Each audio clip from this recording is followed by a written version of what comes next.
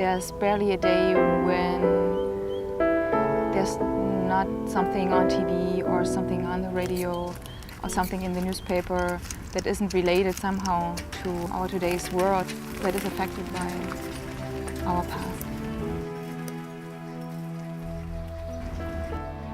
I think for me it is important to learn what kind of room you have to move or to react in a certain system, and that there are certain constraints in every society.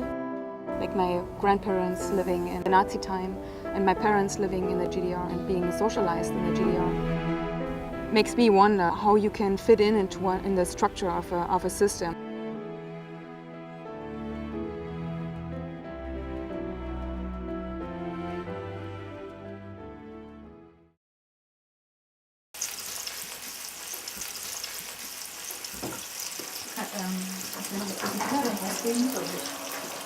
Kannst du noch einen großen Teller rausstellen? Ja. Kannst du ein Gehkleid oder brauchst du noch ein anderes? Hinterm Vorhang, wo die... My name is Hannelore Baumgartel, born as Schmelz, and I was born on the 6th of March 1928 in Berka, and I'm still living in Berka. In the time until 1939 we were, in fact, doing well. Everyone was employed, everything was bountiful, and my parents were also able to build up the store and make it.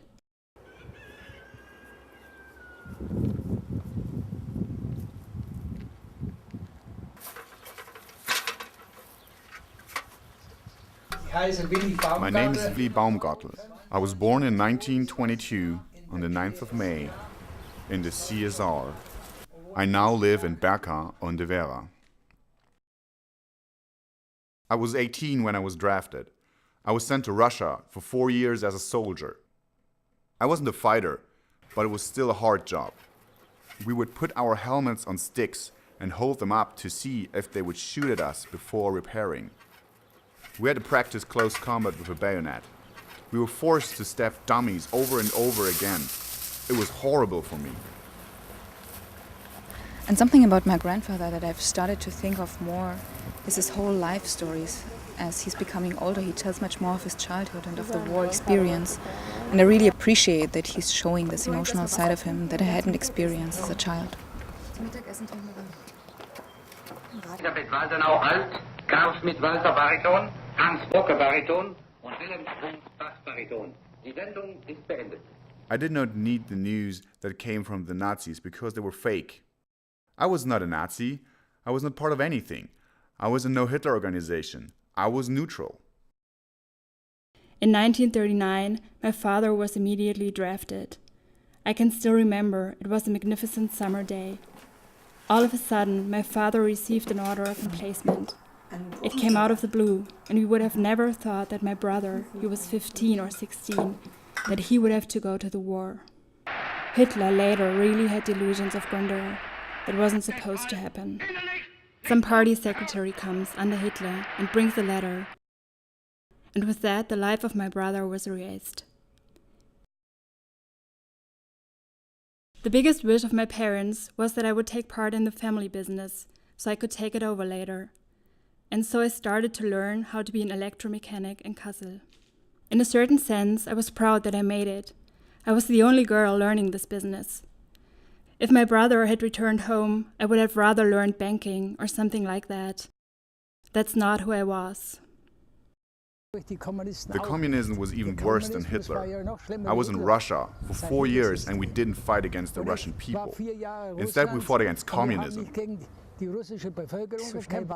I have learned from my experiences that people can't just tell me something and have me believe it until I've experienced it. What I went through in Russia was the same as what came later in GDR. Lives in the GDR were much too complex to describe it in a few sentences. Family has always been extremely important to me in the GDR. Family was a place where you could take refuge, where you could say what you wanted to say. Outside the family, there was a certain mistrust that you felt within the people. So that's why family was a place that you could retreat and where you could live your life freely. My parents tried to be critical, but in a very, very modest way, and not like speaking out loud somewhere in public. I had many issues I wish I could have done more with, said more about them or changed them. But I was always thinking about my family. There was a risk if you said too much, you would go to jail. That's why I tried to keep quiet about the political situation. We had a certain circle of people with whom we could talk, but we never knew if there were spies among them who reported on us. We had a New Year's Eve party at somebody's place, and there were 2 families which were spies that listened and watched us. Who knows? Maybe I had friends who would have forwarded the discussion to someone who would be working for the Stasi. I didn't really want to believe that. In 1961, we passed the store to the State Trade Organization. The GDR had suppressed private people in such a way, so I took over the store as the manager. And so I was quiet about the political situation, and I never had problems. My job was always secure. The border as a kid was something that didn't really exist. I mean, I knew it was like the neighbor's fence, almost, because I didn't relate the things that were told to me in school to the fence I saw on the other side of the river. I probably was too young and to really put the pieces together, and it's a puzzle to me still today why I didn't understand that at the time. Children had to be raised to support the GDR. For example, in kindergarten, children had toys of army figures and sang songs that supported the government. Back home, you had to talk to your children and raise them with Christian values.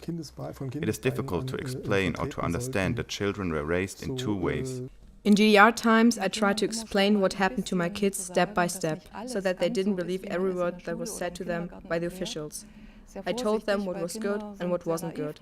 We had friends and family in the West, so the kids knew a little bit about that, and we also had a TV so the kids could follow the news and we could watch all the movies. The school did not allow the kids to watch Western television. From time to time, we had parent conferences, and us parents were told this in a very harsh way. So I went home really depressed and told them, starting tomorrow, you're no longer allowed to watch Western television. And their father said, the kids can watch what they want. So they still were allowed to watch Western television.